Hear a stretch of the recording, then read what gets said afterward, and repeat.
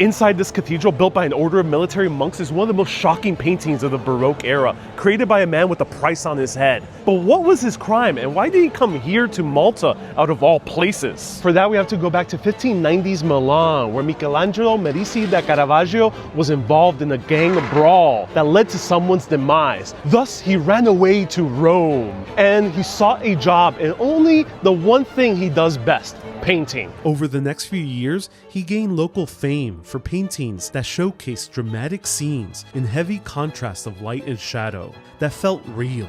But his penchant for trouble wasn't just something from his teenage years in Milan. First, he was in an altercation with a noble, in which he struck with a club. This was his first major arrest. Then he was sued for libel due to writing poetry that defamed a rival painter. And then he proceeded to fall in love with a courtesan by the name of Lena. This led to a dispute over Lena with a local notary, injuring him.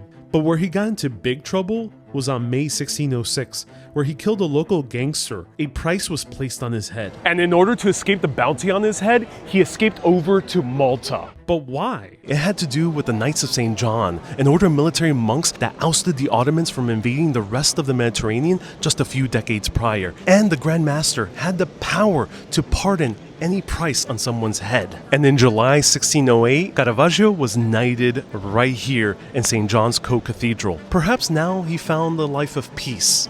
Here he would paint two major works. One, St. Jerome Writing, which was later stolen in 1984 and luckily returned. Two, St. John the Baptist being separated from his head. It's a work that looks and feels real, almost too real, and makes it all the more dramatic. It's his only signed work, but not your ordinary artist's signature. His name is scribbled in the blood of St. John. But Caravaggio's peace wouldn't last for too long. In August 1608, he was in a brawl with one of his fellow knights that was his superior, and he disfigured him. He was quickly arrested and thrown into a pit. But somehow he managed to escape, one of the most impregnable forts in the world. As Caravaggio desperately sought a papal pardon, he ended up in the swampy coasts of Tuscany, trying to retrieve paintings that he lost in order to make his way back to Rome. But there he died. Today his paintings are some of the most famous in the world. But do you think his deeds tarnish the reputation of his paintings,